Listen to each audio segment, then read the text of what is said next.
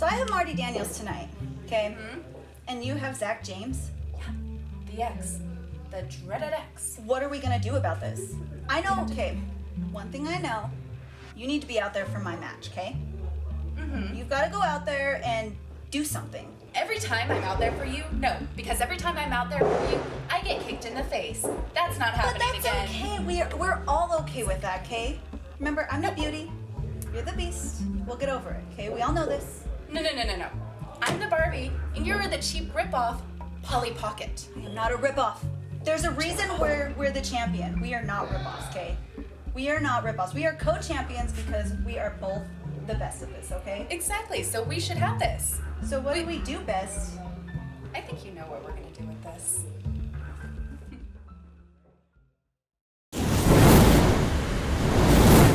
We start off Mochi Palooza 2017 with one half of the UCW0 Women's Champions going up against Marty Daniels. I'm Josh Damien, the president of UCW0, along with my broadcast partner, the living legend Derek Giannetti. Yeah, and I'm kind of disappointed in this match, Josh. I thought this was going to be for the Women's Championship, but I guess you have told me that is not the case. Hey, let me tell you something, Derek. Not every single match that involves a champion has to have the title on the line. And for crying out loud, it's only one of the champions that is in this match anyway. So what you're saying is these women will not defend that championship unless it is a handicap match? Oh, I never necessarily said that, but again, you don't always have to defend your title belt as the champion. And look at this now. We've got one half of the champion. There you go. It's a beautiful handshake of faith right there. I would not trust Paradise. I mean, I have watched Paradise over the last 2 years, and one thing that is readily apparent is that she is not willing to break rules and break friendships. Well, and Marty Daniels is offering the knee. I think this is a sign of sportsmanship. At least that's what it looks like at this juncture. Well, and you know what, Marty Daniels, I mean, I guess is whoa, wait a minute, a lover and a fighter apparently. Marty Daniels, obviously smart. She's seen the tactics of Paradise, but look at Paradise, very smart here, going to those hamstrings. I don't care who you are, how big you are, your hamstring a vulnerable place to be kicked. Well, and look at this. I mean, Paradise working with what she's got and trying to take advantage, especially when Marty Daniels is probably twice her size. Yeah, good tenacity by Paradise, but I just don't know if this is going to work. I mean, look at the size of Marty Daniels. Daniels, I mean, you know, former bodybuilder, former personal trainer. Oh, man. A big snapmare taking Paradise hard to the mat. Marty Daniels showing her physical dominance at the outset of this contest. I got to say, you know, I mean, we've seen Marty Daniels here for a few years now in UCW0. Absolutely not love this new look that she's brought back here. She just returned at our previous show. Yeah, new look, new attitude. I see emphasis on focus of Marty Daniels, and I think that will serve her well in the women's division here in UCW0. Well, and our co-champion Paradise in an awkward place gets the sidewalk slam pinfall here, too, and only a 2 count. Marty Daniels looking impressive at the beginning of this matchup. She needs to maintain control. She can get this match over with in a hurry if she's able to press this offensive advantage. Going for a submission? Well, wait a minute. What is this? This is a ragdoll maneuver. The big swing, time tested, and then dropped unceremoniously to the mat. Paradise headed for higher, I guess you should say, lower ground. Marty Daniels pretended like she was wrestling one of her teddy bears there for a second. Yeah, and I think there's an important dynamic here. You see Gabrielle Arce on the outside of the ring, and that's where Marty Daniels needs to stay away from. If I'm Marty Daniels, and I think she's doing a good job right now, don't take the bait. Don't go outside the ring. That's where bad things can happen, especially where we could see a 2-on-1 advantage for Paradise and her co-champion. I mean, is it really a 2-on-1 advantage, though, when you consider that both Arce and Paradise would probably, when you put them together, still be smaller in stature than Marty Daniels? Well, that's a good point, Josh. Look at that, though. Using her athleticism, drop kicking her in the batuse into the post. Oh, man. And, you know, again, one of the things you brought up, Derek, is that 2-on-1 advantage.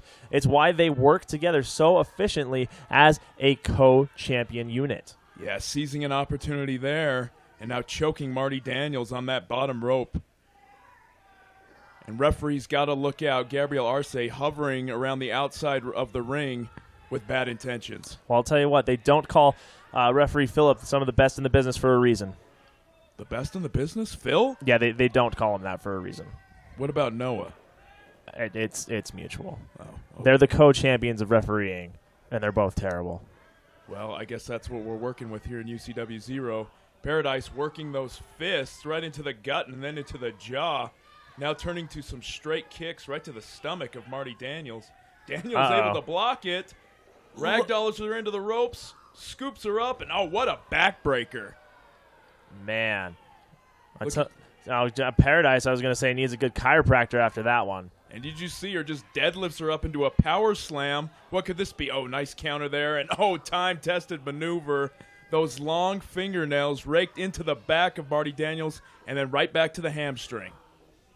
Love the strategy here by Paradise. Oh, absolutely. I mean, Paradise is one of those performers, not the biggest, but definitely one of the smartest competitors here in UCW 0. Knows exactly what she has, how she can work with it. She is one of the longest reigning women's champions in history for a reason. Yeah, you know, I'll say this about Paradise. You bring up the fact that she is small. That's obvious to the eye. But quite cagey and a lot of innovation she shows, able to get sometimes an unfair advantage through her technique. Yeah, I would agree 100%. And that's one of the things is that her lack of size does not bother her at all. She's taken out competitors twice her size before, which is why I'm confident tonight that she can take out Marty Daniels as we see an Irish whip right there into the corner. Look at this. Oh, man. A counter into a recounter, taking the boots right into the upper chest or perhaps the jaw, sending Marty Daniels straight to the mat. You know, and that's the thing. She's so good at what she does, and that's proof right there. Looking for here. No, and catches her in a bear hug. Marty Daniels, look at the power. Now she's got both arms wrapped around the lower back of Paradise. I don't care how flexible you are when someone is squeezing you like an anaconda. First your wind is gone, and then the next thing, you're flat on your back for a 3 count. My partner, of course, referring to Paradise's dancer background, and I 100% agree with you, partner. It doesn't matter how flexible you are. Your organs can't take – oh, wait a minute. Well, what comes up? Oh, what? Wait a minute. What? Was that a kiss? It was either a kiss or a bite or something. No matter what it was, effective. It looks like it threw Marty Daniels off of her game. And Paradise, catches her in midair, power slams her to the mat. Oh, almost a 3 count right there. Incredible power by Marty Daniels. Very impressive. A little bit of mind games coming there from Paradise. Not something we normally see from her as a competitor. Yeah, I think it was a kiss. It threw Marty Daniels off of her game momentarily, but she was able to recapture an advantage with that power slam. And you know what? Give all the credit in the world to Marty Daniels. I'm sure there are plenty of guys on the roster that if Paradise kissed them, they'd be completely out of it right now. And Marty Daniels throws her back into the ring. Paradise looking to get some refuge on the apron, but that was not the case. Shoots her off. Marty Daniels, almost a reversal. Back, chest first, into the corner, and what an avalanche. Oh, man, you know, not too many people can take a beating like that, especially when there's a Mack truck coming at you. Gets the foot on the rope. A little bit of a late count from the referee there. Yeah, well, I think Phil, in his defense, he was looking at the feet, trying to do a good job as a referee, ensure that Paradise was not under that bottom rope. Once he ensured that, delivered a count. Marty Daniels only getting 2. Oh, low bridge. Whoa. Oh, look at the athleticism. Catches the foot once, twice, and what a clothesline straight to the jaw of Paradise. And give Daniels some credit there. Clearly saw the move coming, was able to counter out to the outside. And you can see right now, she is channeled in. We have seen numerous attempts to distract Marty Daniels, but up to this point, they have not heaped big benefits for Paradise. Oh, man, and those feet to the face again. Oh, a leg vice here. Oh, look at that, driving her face. More innovative offense. 4 times, and then finishes it off with a Hurricane Rana. Beautiful maneuver by Paradise. I swear, she brings something new to the game every single time. Look at this. Oh man. Scoops her up. Michinoku driver. That's going to be it. 1, 2, and Gabrielle Arce jumps on the ring apron. Phil stops the count. I think that would have been it. It definitely could have been it. It would have been an embarrassing debut for the co-champions to go 0-1 in their very first match together. And Paradise tries to seize the opportunity. Meeting of the minds. Big maneuver there, and this is Marty Daniels' chance. Put her away.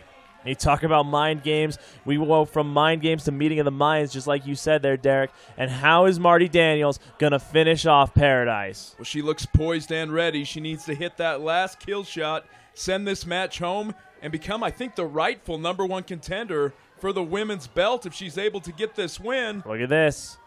Hooks her up. Look at a double underhook. What's this? Hooks are strong.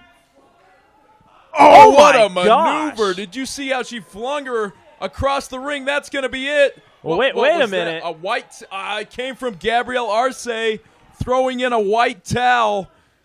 White towel, flag. That means surrender. Well, wait. I mean, we can't take this serious. I mean, this is a wrestling match. This isn't boxing. Well, you saw it. Phil going to hold up the hand of Marty Daniels. She is the rightful winner of this match.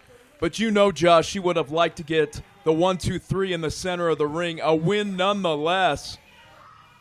Yeah, exactly. I mean, a win is a win, but at the end of the day, you know what? It'll be by a technicality.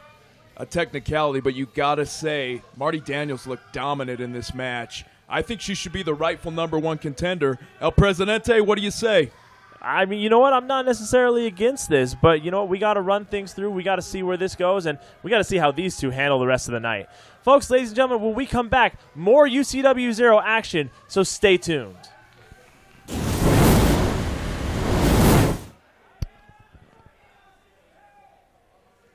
Well, ladies and gentlemen, we return with 6-man tag team action here. The team of GT Busan, Tony Montoya, and that gentleman that you see there, Dragon. And, of course, the other gentleman running is our CEO, Stevie Slick, with his new team of No More Heroes, Derek.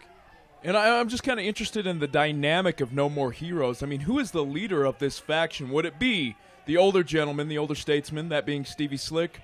Or would it be the founder of No More Heroes, that being Jeff Orcutt? And you know what? That's kind of an interesting situation because it's clearly a mutual partnership here in that, you know, you get the resources of the CEO and Stevie Slick, but Jeff Orcutt, in my opinion, is still the leader of this team. Yeah, but Jeff Orcutt not involved in this match. We're seeing 3 members of No More Heroes. Obviously, Jeff Orcutt will be involved later when he takes on the Deacon of Doom in a bull rope match. But right now, this is all about 6-man tag team action. And here we go now. An Irish whip to start things off after the lockup there. Dragon is going to – beautiful counter right there, Derek. Yeah, nice move into an arm drag. Leg sweep, goes for the cover. Trey kicks out, went for a leg sweep of his own, did not work. Instead, takes a kick right to the chest. And Dragoon, he's looking impressive at the early onset of this matchup. Yeah, you don't often hear the crowd get behind Dragon like this. A relative newcomer to the UCW Zero locker room. Yeah, this is kind of a hodgepodge of a 6-man tag team match. I mean, obviously we got the No More Heroes, but in the other their opponents, that being GT Busan, we got Dragoon, and we got Tony Martinez. First time they've ever tag teamed. Some impressive athleticism here between these two in-ring competitors. I will say that much, though. If you think about it, really, this is an opportunity for these 3 men to our right to take advantage of a brand new faction here. Yeah, and here we go. Tony Martinez, probably the newest member of UCW Zero's roster, really not able yet to get some solid foundation, some solid footing, or any momentum going here at the onset of his career. But that's pretty normal when you're so green in the wrestling industry. Yeah, it's actually Montoya, by the way. Montoya. It's actually only his 4th match, which is why I'll let that slide, partner. But you know, if you call him Martinez 2, 3, 4 more times, I mean, I'll probably let those slide too. But he might get mad. Montoya. Tony Montoya. Montoya. Or is it Montana? It's probably not Montana. Montana? That would be Joe Montana. Joe Montana. He didn't play quarterback. Well, either way, an impressive maneuver right there, able to take advantage of the situation. And that's one of the – oh, man, a beautiful clothesline to Trey Matthews. One of the things, Derek, about these two competitors is that they both started training at the relative same time. So they probably know a lot more about their wrestling styles compared to the other competitors in the ring. Yeah, and I think it's interesting how both of these guys are starting their careers. I mean, Trey partnered himself with Jeff Orcutt and Adam Reyes. interesting. I mean, obviously trying to get some tutelage from those guys. And one of the best ways to get footing at the onset of a career is to partner up with some guys with more experience. And a tag made to the veteran of that team in GT Busan. Busan, of course, based out of Las Vegas, Nevada, but has become a mainstay here on the UCW Zero roster. Yeah, he's an incredible athlete, and we've seen many incarnations of this gentleman now trying to stand up against bullies, and the bullies being No More Heroes. Nice maneuver there. Oh, and look at that. He kicked him right in the chest. Speaking of athleticism, just gives you a taste of that right there. Busan all fired up. Great maneuver there. Suckers him into the ropes, and then able to give him a hot shot to take away his momentum. And here's Adin Reyes. Well, and you know what? Adin Reyes, of course, has been a guy who has been on the scene for some time now. But as far as his time here in UCW, it's been very on and off. I personally, despite how he came back, am glad to see Reyes back in the UCW Zero ring. I just wish it was under better circumstances. Yeah, I met this gentleman in a parking lot of a wrestling show about 10 years ago. And if you would have told me that at this juncture in 2017 that this guy would be an active member of UCW's roster, I would tell you you're crazy. But he's definitely, finding a niche in UCW Zero and in wrestling in the West. Definitely knows what he brings to the ring as he does a beautiful slam right there, using his entire body weight. And Stevie Slick is going to get involved in the match for the first time since he tagged in and then tagged out earlier in the match. Oh, yeah. Stevie Slick loves to use those bony knees, dropping those bony knees right into the chest of GT Busan. Yeah, not a big leg guy, Stevie Slick, but that's okay. Yeah, he needs some squats. Perhaps some lunges. And Slick's the same way, though. Slick will use his entire body weight to smash the face of a guy like GT Busan. And I'll say this about Stevie Slick as well. I mean, he knows his strengths. He knows his many weaknesses. And you see when the going gets tough, he's a guy who gets going. And he makes the tag into Trey. Look at this pump handle maneuver. And drops him into a stomach buster. Great innovation on that offense. Derek, as someone who's been a veteran of UCW for a long time, let me ask you, in this match, who really has the most to prove here? Is it Stevie Slick, who can prove that, he can still run these ropes, he can still be an in-ring competitor? Is it No More Heroes as a whole, who needs to prove that they are the dominant faction here in UCW Zero? Or is it these three upstarts here in the corner who can take advantage of a huge opportunity here? Well, I would say it's GT Busan as an upstart. I mean, this guy, you said he's been in UCW Zero for the last 2 years, on and off. And look at this. I mean, Slick right here using the tag rope to choke Busan there for a moment. Oh, nice counter there. Catches a charging Adin Reyes. Oh, looking for the tag, but he is a long ways away from his partners. Sunset flip. Got a 2 count. Nice maneuver there by Busan. Adin Reyes, though, you see this. I mean, we talk a lot about Adin Reyes, but you see the way he positions his body in between Busan and his tag team partners. I think we had a blind tag made there. And not only did he not see the tag, but he did not see that foot headed straight for his chin. That's just chemistry, man. That's just chemistry between tag team partners, and that's not something that you can easily learn. That's something that takes weeks and months of practice and trust and all of that. Well done by those two competitors right there. Well, I brought it up last event. I mean, not only do these guys tag team together, but they literally spend every waking moment by each other's sides. Trey Matthews trying to serve up a plate of chops. And Adin Reyes, he's got to be looking for that last maneuver, put GT Busan away before he can make a tag. Shoots him off, goes for the big line. He misses. Back elbow, misses twice. Oh, and a shotgun drop kick. Caught Adin Reyes right in the face. And look at Reyes trying to decide if he should get between Busan and his partners or possibly make a tag. Important momentum shift here in this match, right here, right now. Now, Reyes is loopy, man. He almost went to tag in Jeff Orcutt, who's not even in this match. And Reyes does make the tag. And here comes Montoya. Ball of fire. Nice. Love seeing these newcomers with some piss and vigor, if you will. Right you are, partner. And look, I mean, this is just a firestorm right here. This is probably the most we've ever seen out of Tony, who gets some elbows right there from Trey. Trey coming off. What's this? Oh, beautiful flapjack. What a counter by Montoya. I was not expecting that. Almost got a 3 count. What a huge victory this would have been for him and his career. Yeah, I tell you what, I mean, this guy definitely has something to prove here tonight. You say it's Busan. I honestly think that Tony has the most to prove here in this contest. And look at this now. Dragon and he are going to do a double. Well, wait a minute. Well, Phil saw that no tag was made. He's making the right decision. Oh, my God. Innovative offense, squeezing the head of Montoya right between those kneecaps. And, I don't even know what the name for that maneuver was, but that looked like it hurt. And Slick, they're going to give Slick the pinfall. Oh, wow, this is like a consolation prize for Stevie Slick. It was not the knee drop that got the job done, but it was Stevie Slick who got the deciding pinfall here. And now Dragoon, you got to say, a lot of courage here, trying to get in the ring and help his partner, but to no avail. Yeah, but the odds are in No More Heroes' favor, no doubt about that. Folks, ladies and gentlemen, we've got to go to a break, but when we return, we've got more UCW Zero action. Stay tuned.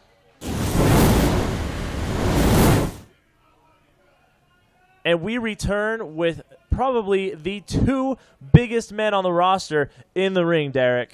Yeah, and it looks like Odwin asking Azteca to give him his money back. I mean, last month we saw a tag match where Odwin paid Azteca to be his tag team partner in a match against ADHD, and I guess you'd call that a refund right there.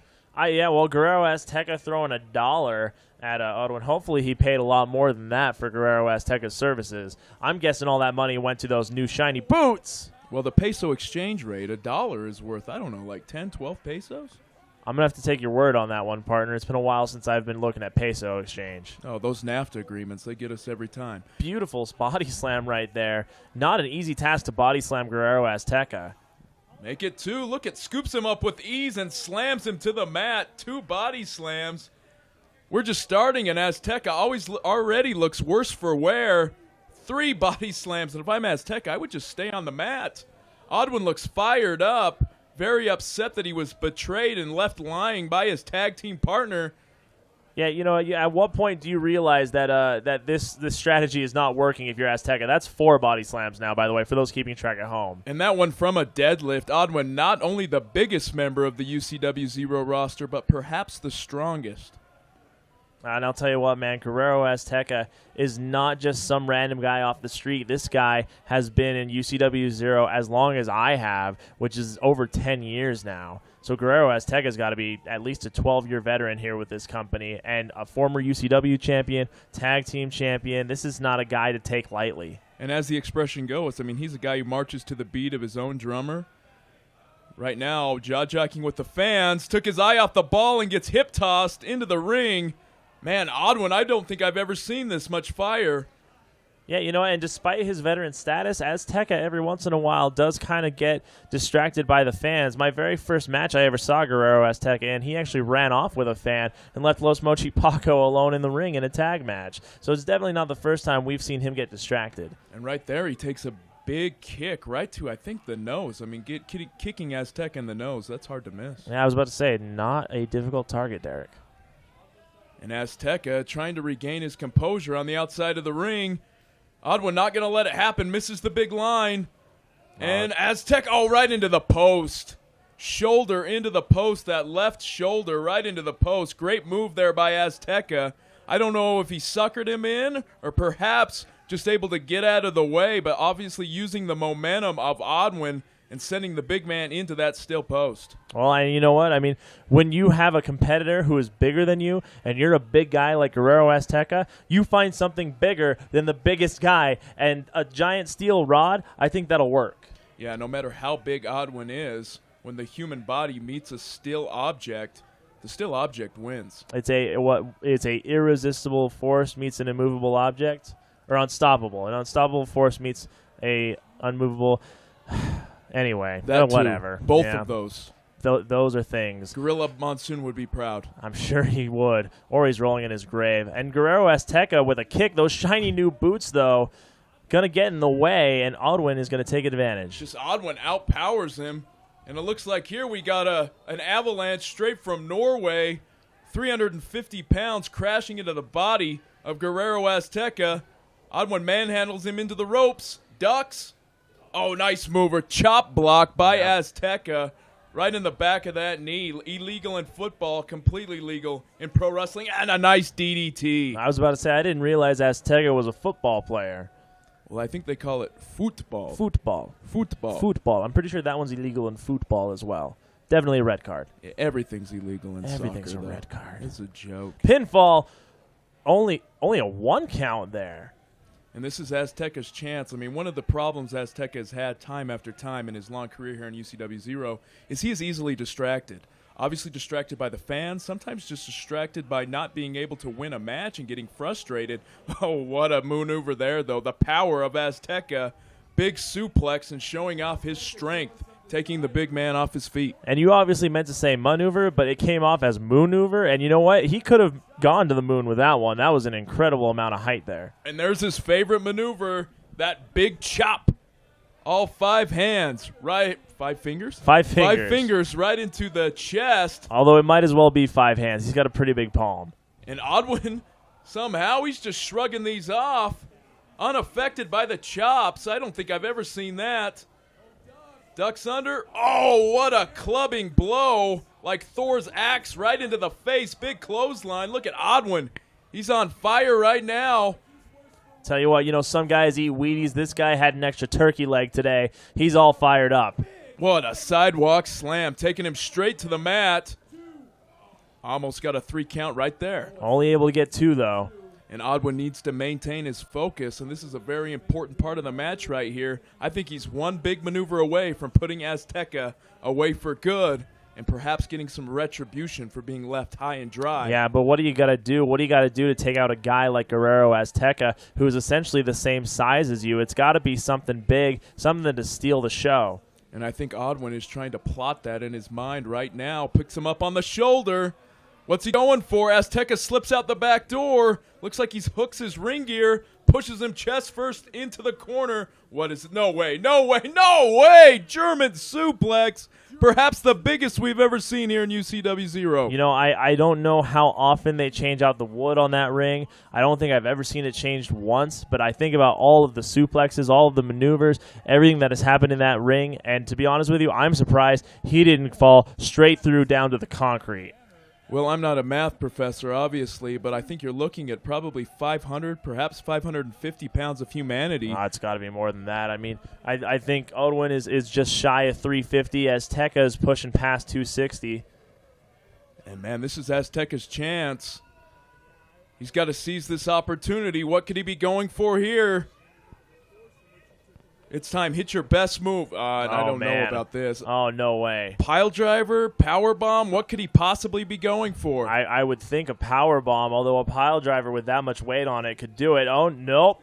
Oh, big back body drop by Odwin. Uh-oh. And he grabs him, the big man, by his ears and his neck. Look at him, just palming his head like a basketball. Hope Azteca enjoyed that view. Putting him up on the top rope. What could Odwin be going for? Big right hand, clubbing blow. Wait a minute. What is this? Well, what goes up must come down. My goodness, great maneuver right there. That's got to be it. Give me a 1, a 2, and a 3. Wow. Odwin getting his money back and some, beating Guerrero Azteca in the center of the ring. And what a victory. Wait a minute. Well, Jackson had just come out through the crowd. Bronson and Jackson, of course, are supposed to have a match later on tonight. Bronson came out and said, hey, let's do this thing now. And Jackson just came out throughout the crowd. It's almost like he knew this was going to happen. Well, the old expression, turnabout is fair play, and we just remember last month Bronson did very similar thing to Jason Jackson, driving his spikes into his face, lacerating Bobby in 2 different places. And now Bobby trying to say, hey, if it's good for the goose, it's good for the gander. You going to call him Bobby Jackson now? Bronson comes out here, starts calling him Bobby Jackson. His name's Bobby Jackson now? That is his birth certificate. All right. If he wants to go by Bobby Jackson, he wants to go by Bobby Jackson. Bronson, of course, one of the things I just noticed there is that as these two go at it now, almost some early on mind games when Bronson was wearing an HR Nightmare t-shirt and Bobby Jackson, I guess as he's going now, wearing a Reign of Insane t-shirt, 2 factions that I believe neither of these men are a part of anymore. Yeah, that's interesting. I mean, something I definitely did not see. Good observation there, Josh. Right now I'm observing Bobby Jackson taking it to Bronson. Obviously a lot of vengeance, retribution on his mind, and a foot right to his chest. Well, and you know what? That's one of the great things about Jackson. I mean, there aren't a ton of them, don't get me wrong, but always able to get a maneuver almost out of nowhere, that beautiful kick to the face, get some great elevation too. Yeah, and the one thing about Bobby Jackson I will say is his greatest strength often at times can be his greatest weakness. I mean, the guy loves to use aggression, loves to get those wheels moving, but sometimes his aggression, his momentum is used against him, and we'll see how that plays out in this match. Jackson looks like he's going to try to send him into the post, counter, and his head first into the post. I mean, those freshly closed wounds on Jackson's head from the spike delivered by Bronson last month. We'll have to get a close-up on Bobby's face. Let's see if he's lacerated. Oh, flip dive. Yeah, and you brought up a good point. I mean, these two guys are going out or coming into 2017 the way they went out of 2016, having a match against each other. Yeah, and last match we saw Bronson, after gaining that advantage at the beginning, able to score kind of a decisive pinfall against Bobby. Well, and actually what ended up happening was it was a huge just I don't even think it was a disqualification. It was just a blowout. Just how much blood was all over the ring. Bronson made his return at season's beatings and he just massacred Jackson. Yeah, and he got a win in the win column. He did. And now Bronson trying to seize the opportunity, driving his fists right into the face, into the temple. Look at Bobby fight from underneath, throwing bombs. That one caught him right in the jaw. Well, and what I was going to say was, Bronson looked like he was on a good pace to get win number 2. Now I'm not so sure. Well, Jackson trying to fight back with every fiber of his big knee right into the chin. What's he going for here? Back body drop. Nice maneuver by Bobby. Bobby trying to regain his composure in the corner. Well, and I mean, he's got something on his mind. Goes up to the second. Oh, looking for a maneuver there. Bronson gets out of the way. Spinning heel kick. Wow. Right up under the chin. Perfect placement there by Bronson. Say what you will about this guy. I call him crazy. I don't know if I'd like to hear him don't think I would like to hear or see him see that. Like yeah, there you go. One of the things I will say is that what Bronson and I both have in common is that neither one of us like to be upstage. That's definitely something that we have in common. So it doesn't surprise me that Bronson would steal a few maneuvers from Jackson here and execute them just as well, if not better. Yeah, that was a beautiful spinning heel kick, and now Bronson, like the technique here, throws Bobby to the mat, pressing the offensive advantage, keeping Bobby down on the mat. The Pitbull loves to use that momentum, loves to get that engine turning, but when you're on your back, it's very hard to do so. And, one of the things that they teach you from day one, and especially in our UCW Zero training school is, you never leave your opponent alone in the ring. You are always constantly on offense. You never want to be on defense. Constantly on the attack. And I think that's just something that I don't know if it's because Bronson has a screw loose or what, but I see more and more of these competitors who think it's okay to kind of leave their opponent in the ring, and that's just setting up for failure. Yeah, look at Bobby, though, trying to mount a comeback here. Shoulders into the corner, into the gut of Bronson. Big forearm right to the face. And Bobby needs something here. This is his opportunity. Oh, and he just chops Bronson right in the chest. And, Jackson is one of those guys who, if the fans ask, they shall receive. Oh, ducks a spinning heel kick there. Maybe went to the well perhaps once too often. Big clothesline by Jackson. Going for 2. Nice maneuver, and Jackson's got the momentum on his side. Ducks low, perhaps going for another German suplex. Bronson knows it's coming. He elbows his way free. Goes for a clothesline of his own. Misses. Jackson, big German suplex. And could he perhaps end this match the way he started it with that German suplex? Roll over, get the cover, score the 3 count. I mean, what, Bobby Jackson, it's got a nice ring to it, but Bobby Jackson has something else on his mind right here. Looking, just kind of stalking Bronson right now. Says, get up, Bronson, get up. Yeah, he's ready, stalking his prey. Ready for that final maneuver. Put Bronson away. Goes for it. Oh, he missed. Shoulder into the corner. Nice maneuver by Bronson. Leapfrogs over him. What's he going for here? Cross body block. Gets it. Could it be a 3 count? Oh, barely getting that left shoulder off the mat by Bobby Jackson. This is Bronson's time. Don't argue with the ref, son. Put him away. Now Bronson almost in disbelief that wasn't 3. And you can see Bobby Jackson, worse for wear, trying to use the corner to get back into a vertical base. As Bronson, you said stalk your prey. That's exactly what he's doing right now. Doesn't like to be upstaged. I don't blame him. And let's see what he's going for. No, big counter, clothesline, turns Bronson for a loop. Uh-oh. What's this? Oh, what a neck breaker. Is that it? 1, 2, make it 3. What a win for Bobby Jackson. Puts Bronson away. Unbelievable. Tying these two up at 1 apiece. This might have to go to a best-of-3 series, ladies and gentlemen. But, folks, when we return, we've got more action here on UCW 0. Ladies and gentlemen, this match is one we have been waiting for quite some time. This rivalry has come to what will be an epic conclusion. 7 months in the making, Derek. It is a bull rope match. And that could have been it right there. Deacon on top at the onset of this match. Special stipulation here. If Jeff Orcutt is victorious, as weird as it sounds, the Deacon will be forced to join No More Heroes. If the Deacon gets the pinfall, gets the victory, No More Heroes will be no more. Yeah, Stevie Slick may only have one night as a member of No More Heroes in a sense, or at least one match with No More Heroes, as the Deacon of Doom could fulfill his prophecy here tonight and take out No More Heroes. But more importantly, he's going to take out and possibly choke out Jeff Orcutt. And what I love about this match is, first of all, you do not see No More Heroes surrounding ringside. Orcutt going to go it alone, but also Orcutt, a guy who likes to run and hide. When you're hooked to your competitor with a rope, the most you can get away from him is 8, perhaps 10 feet.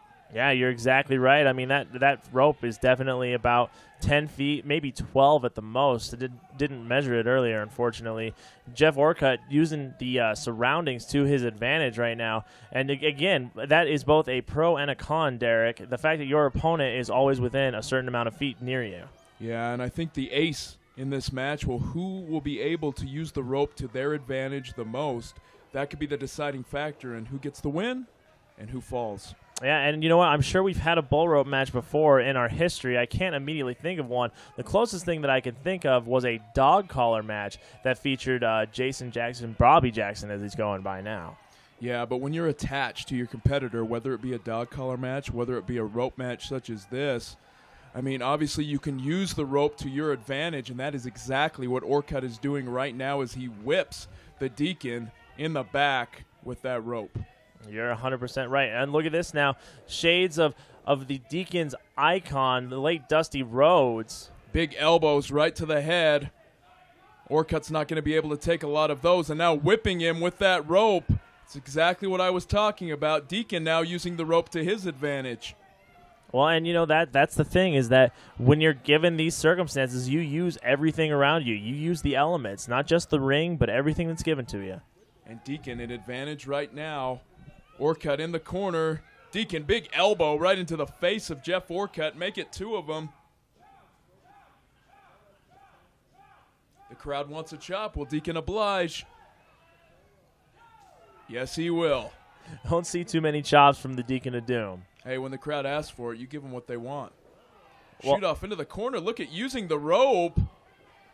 Maybe Deacon's got a rodeo background. Well, and you know what? I mean, he comes tonight. They're saying he's based out of Florida, but Deacon is one of those guys who's lived a little bit everywhere, spent some time in Arkansas, North Carolina. Definitely a Southern boy growing up. Yeah, he's from the deep South. Loves that Southern wrestling. When you hear the guy talk, he loves that Southern drawl. Big splash in the corner by Deacon. Snapmares Orcutt over and drives the knee into the spine. Oh, boy. Well, again, you use what you have. And in this case, the Deacon is going to choke a little bit of life out of Jeff Orcutt. Well, in this match, this is completely legal, and after everything that Orcutt has done to the Deacon, Oh, man. I can't say that Orcutt doesn't deserve it. Look at this. Speaking of the Deep South, he's lynching this boy. Yeah, we haven't had a hanging in UCW 0 since they hung Stevie Slick in the cage. We're trying to forget that. Well, it's history. We have to accept it. We're a PG product. Are we? PG-13. I'll take it. Okay. Orcutt going to send him into the hard way. Oh, he crashes down on his tailbone. That's got to hurt. I can say from experience, that does hurt. You've been thrown in the ring the hard way a couple times? Yes, more than I care to remember. And look at now, he's tying this boy up. Bull tying with the bull rope. And look at, Orcutt doesn't have use of his arms right now. What could Deacon be thinking? He's thinking with his right hand right now, pulling Orcutt. Orcutt trying to get away. He's got an Orcutt yo-yo. Look at meeting the fist. Oh, and a big elbow to finish it off. Pin him, Deacon. This could be it. 1, 2. Oh, almost got a 3 count right there. Oh, yeah, very close. No More Heroes could have simply been no more after that one. And the Deacon looking good in this matchup. Orcutt looks like he's almost on Dream Street. Looks wobbly-legged right now. And here we go now. Irish Whip reversed by Jeff Orcutt. Oh, that big drop kick to the face right there. You know, a lot of guys adding drop kicks into their arsenal now. Got to be after a guy who I think gets the most elevation in the ring. Martin Casals, however, you partner back in the day, used to get quite a bit of elevation. Those were the days, weren't they? Those were the days. Speaking of that, you know, at one time I would consider Jeff Orcutt a protege of mine. Obviously now I don't support him and his faction, No More Heroes. What happened? Come on, these guys play video games for more than 2 hours a day. I can't support that. That's fair. And right there, driving the face of Deacon into the post. This could be a huge momentum shift in the match as we get a close-up on the agony of the face of the Deacon of Doom. Deacon, I think, was quoting his favorite Psalms verse. And what would that be? I have no clue. I've never read it. All right. It's just a guess. Okay, I'll take your word for it. Laying on of hands or something. I don't know. That's how they all start. Isn't it? I think so. Yeah, I went to Catholic school. Anyway, back in the ring here. I'll tell you what, I mean, you can see the effects of that rope on Jeff Orcutt's back right now. Well, whenever I'm looking at a match where there is a vendetta involved, like a match between these two, I'm always looking for those turning points. And I think Deacon be crashing into that post, that could be the turning point. As a knee right to the ear, not only is that painful, but that will take out your equilibrium. And now choking the Deacon of Doom. And Orcutt now has this match in hand. The Deacon, I mean, he came with an onslaught, a lot of momentum to start this match, but right now, Jeff Orcutt just taking it to the Deacon of Doom. Derek, I got to ask you, as a professional and someone who's been in this industry for quite a long time, how much does age have a factor here? I mean, the Deacon of Doom started wrestling when he was in his late 30s, early 40s, about 50 years ago. And, you know, Jeff Orcutt started as a young gun, started training here when I believe he was 15 or so. However, he's had a lot more wrestling experience than the Deacon has. Is that going to be a factor going into this match? Well, I definitely think it is, but a lot of people say that, you know, age is just a number, but no one fights the battle of time and wins. And, you know, Deacon's time could be up as a singles competitor if he's forced to join No More Heroes, which at this part of the match, it looks like that is a strong possibility. Well, and you know what? I mean, one of the things that I have always said is that no one truly retires from the wrestling industry. Honestly, Derek, it wouldn't surprise me if at some point you came back. There are lots of other people who I think could come back. I'd love to see Radical Ricky get back in the ring at some point, your former tag team partner. Do you really think, though, that at some point this could be the end of the line for a singles career for Deacon? Or is it just another thing where it could be a few months off? If I was forced to join No More Heroes, I'd quit. Straight up. I'll take it. Yeah, I get it. And I think Deacon might contemplate the same thing if he was forced to join that faction of video game playing, junk food eating degenerates. They have Bible games on Xbox, don't they? I guess. Why am I asking you? You wouldn't know. I think these guys are more Call of Duty type boys. Is that how they work? Oh, yeah, I'm sure. Gotcha. Or Pokemon Go. I mean, you know, Jeff Orcutt's pretty fit, man. That's a good point. Adam Reyes, not so much. Not a Pokemon guy, Adam Reyes. Yeah, no. I mean, he could be a Pokemon guy, just not Pokemon Go. No, he's Right. not on the go very often. He's still on the yellow version, excuse me. Look at this now. Nobody home right there for Orcutt, who I think was trying to get Deacon up on the top rope, but it looks like the rope got tangled up in his hands. Well, I think Deacon countered it. I think he was able to get his feet on that top rope, which stopped Orcutt from executing a successful pickup. And Deacon looks worse for wear now. He's got to seize an opportunity here. I mean, he looks like he's barely able to get up to his feet right now. Ooh, big punch by Orcutt. Orcutt's got this match well in hand right now. Well, or wrist in this case. Yes, very good point.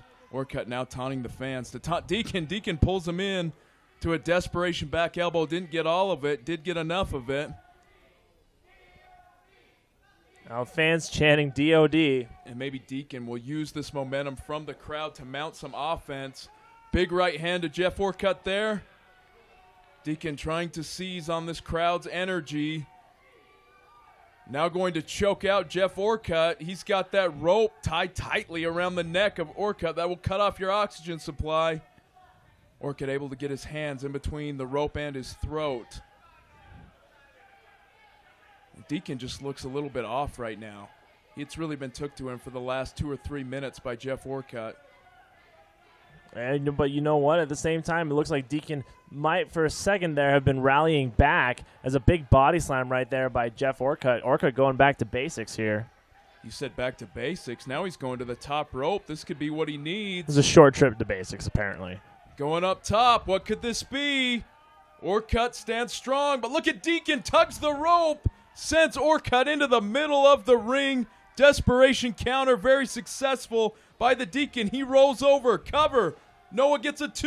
Oh, almost a 3 count right there. How smart was that of Deacon to use the elements and use what was given to him and using that rope? And that was the only way he was able to counter that move. Otherwise, Jeff Orcutt would have won this match. Well, I said at the beginning that the winner could be the person who successfully uses the rope to his advantage the most. Thumb to the eye. Oh, and I don't care if you're in a rope match or a singles match, a thumb to the eye, no matter what, effective. But Deacon hooks him, DDT straight on his head. Go for the cover, Deacon. Deacon's slow to capitalize. He's having trouble because he just got poked in his good eye. And Orcutt trying to roll up off his shoulders. Smart maneuver there. Deacon, he needs that last maneuver. Gets him up on his shoulders. What could this be? He's got him up. Wait a minute. Here comes Nacho Cheese Dorito, or excuse me, No More Heroes. Was going to interfere there, it looked like. Oh, did you see that? He just punched him right in the face. Orcutt gets him up. Knees right to the lower back. That's got to be it. The Deacon in agony on the ground. What's Orcutt going for here? Oh, it's night for the Deacon. Deacon is getting the welcome mat right here. Look at him try to grasp those hands. He does. Up. Oh, down on his head. Deacon is out. That's got to be it.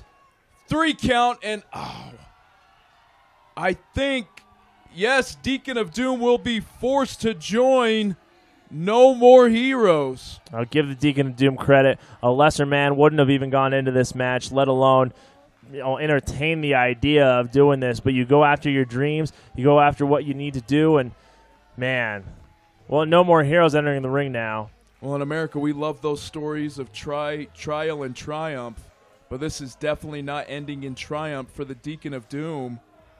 Losing this match to Jeff Orcutt. Well, I want to know what Slick has in his hand. It looks like the good book. Stevie Slick. Is he going to force the Deacon to put his hand on the book, swear an oath of allegiance to No More Heroes?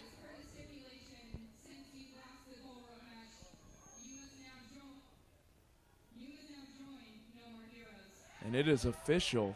The Deacon of Doom will be forced to join No More Heroes. And Stevie Slick. It's official, ladies and gentlemen. Unbelievable.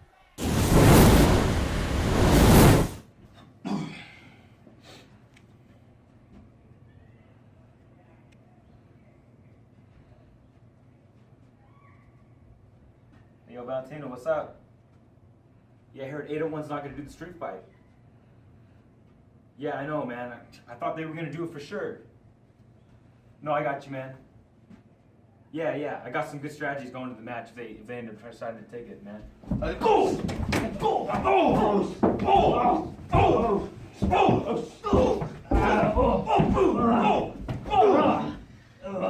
You want that street fight on January 14th, Dante? You got it, man. The same thing what happened here, buddy. Yeah, Dante's getting his little butt kicked. Yeah, that's right. See how Mochi Palooza sucker. Hang on, Paco, hang on.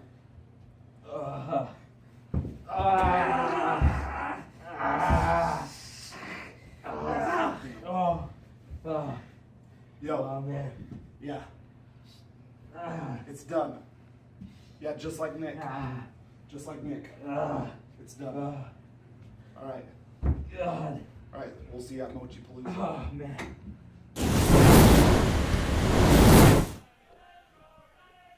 And here we go, tag team titles on the line. Derek, I know you are a huge fan of our tag team champions, ADHD.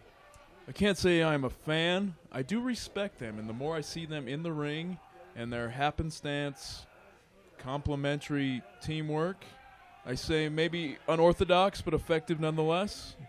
Well, and you know what? Despite the hesitation in my partner's voice, these guys have time and time again successfully retained the tag team titles here in UCW 0, even against these guys, the HR Nightmare. Yeah, sometimes it's like they do it by accident, but it works. I mean, we've said it before, a win is a win. Yeah, and Vig now controlling the wrist of Sowell. Sowell, kind of a somersault, looks for the hip. He got the hip part, not the up. Well, you know, he's a bigger guy. He's got a lot of things he's got to do. You know, I mean, if you were as big as Andrew Sowell, I don't know if you could do half the things you ever did in the ring, Derek. That's a good point. I guess I'll give him an E for effort, but an F for failure. Welcome to Sesame Street, folks. That's how I roll. Picking him up right there. Can't get him up all the way. Oh, big meeting between these big bald dudes in the center of the ring. Vig, lots of aggression from this gentleman, and now makes the tag to Dallas Murdoch. Oh, here we go. Dallas Murdoch, you know, one of my favorite competitors here, or at least he was one of my favorite competitors before he joined the HR Nightmare. Definitely probably one of the more crafty veterans here, and look at those chops and those slaps to the face, Derek. Well, he's a bruiser, but don't sleep on the athleticism of Dallas Murdoch, an 8-year veteran here of UCW 0. And man, I don't know if he's aged in 8 years. Yeah, you got to say that. And my favorite thing about this, oh wait a minute, so what's Sowell gonna do here? Looks like he's asking for a timeout. Or he sees something in the... Oh, I can't believe Dallas Murdoch fell for that. Come on. And so well. It worked. That's all I can say about it. It worked. I think Dallas Murdoch fell for that once in his very first match, and that's got to be the second time that's ever happened to him in his career. Well, I called him unorthodox. Sometimes unorthodox but effective. Oh, that was effective. Big Samoan drop by Murdoch. Grabbing his lower back, that's a lot of weight to heave up into the air. Makes the tag to Vig. Timely tag there. Yeah, you know, that's one of the things that we try to teach these guys here in the UCW 0 training school is that if you aren't necessarily a big guy, you might want to be careful on some of the moves. Don't get me wrong, Murdoch's got muscle, but when he's picking up guys that are 2 or 3 times his size, that's got to hurt. And this is more of a sound strategy here by Vig. Bending, I don't care who you are, no matter how big you are, getting your fingers bent like that, that's nothing but pain. Yeah, I tell you what, Sowell's not going to be able to use utensils or, well, I'd say write, but he doesn't know how to write anyway for at least a week. Yeah, and I would question if he'll be able to grasp one of those Crown Burger cheeseburgers with his left hand. Or be able to ride Jeffrey out into the sunset. There you have it. Well, wait a minute. What do we got here? Looks like a double knuckle lock. Is that what we got? Now, Tom Chad confused like usual. I'm confused. It worked. You know what? It's just sometimes it's the 10% rule, Derek. You got to be 10% smarter than the thing you're working with. And that, in this case, seems quite easy. Yeah. Big cover there by Vig. Almost got a 3 count. We almost had new tag team champions after that neck breaker, Rick Rude style. And now got arm control. I love that by Vig. Maintains control of his man and drives his fist right into the chin of Sowell. 2 big guys here in the ring. Vig getting some space. Charges head. What a clothesline. Right into the upper chest, perhaps the throat of Sowell. Takes him to the mat. And it looks like we have a duet of boots coming. That one delivers right to the face. Make it 2 right into the chin. Yeah. Well, Andrew Sowell's got size 13 written on it. Well, I'd say his forehead, but that was more of a kick to the chin. Tom Chad trying to come for the rescue. Big clothesline there. Ref's got to maintain some control. Tom Chad in the wrong corner. Now he grasps that tag rope. And can Sowell make the tag? Chad trying to rally his tag team partner. What? And look at this. It's like a tug of war. And he's pulling him to the corner. I guess this is legal. Now has the tag rope. That's a legal tag. Unbelievable. And Tom Chad grabs the leg. This is a lot of weight. What could he be looking for right here? Big elbow drop right to that knee of Dallas Murdoch. If Dallas Murdoch does have one weakness, it would be that left knee. Absolutely. I mean, time and time again, especially when you're been a veteran as long as Murdoch has, you build up injuries, and Murdoch has had knee issues as long as I've known him. And Tom Chad had an issue right there. He tripped over his own feet and somehow executed an elbow drop. He's had balance issues since the day I'd say he's able to walk, but more the day he was born. What do we got here? I've seen this before. Uh-oh. Could we have a Murdoch sandwich? Oh, and that is exactly what we have. Murdoch, both sides collapse, squished. Barely able to get that left shoulder and make it the right shoulder up. If Sowell would have executed a better pinfall attempt, had more of his weight on the shoulders of Murdoch, that could have been it. Yeah, and then these guys would have retained, and then they would have moved on. But a blind tag right there. Big Vig has something else in mind. And Sowell, completely unaware that the tag was made. I think he's finding out the hard way right now. I think this guy lives his life something like that. Ambiguously? That would be it. We really need a dictionary out here. Maybe a rhyming dictionary. Takes him down right there. Oblivious was the word I was going Oblivious. for. He's oblivious Okay. to life in general. Shoot off the top. Oh, look at that big double hip toss. And these big guys, I mean, they work really well together. Peanut butter and jelly like. Oh, wait a minute. What's he going for? The people's elbow, is that? That's what it looks like. Oh, man. Kind of falls into a splash, ugly but effective, and almost got a 3 count right there. Is that the People's Splash? I guess the people probably wouldn't give their I mean, approval if for anything, that. it looked more like a power trip. Hey, it worked. A power trip. Yeah. That's what that move should be called, the power trip. Punch to the stomach by Sowell.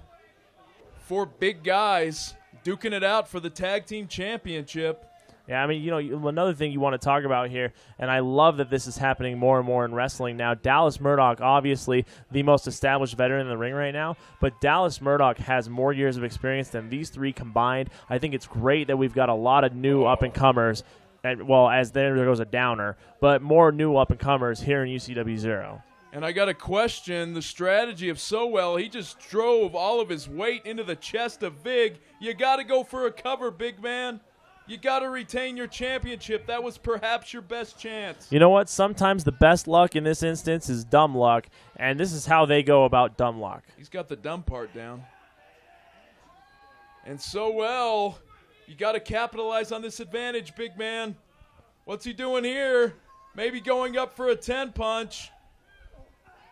2. Oh, and big mistake. Vig power bombs the big man. Wow. What strength. Sowell, huge miscalculation. Both these guys in illegally. Oh, and they geez. go. Oh, my goodness. All 4 men down in the ring. I think Vic. Well, Wait a minute. Is that? It is. No More Heroes hits the ring. Yeah, the show's called Mochi Palooza, but it's been all No More Heroes so far. No More Heroes being chased off by all 4 competitors.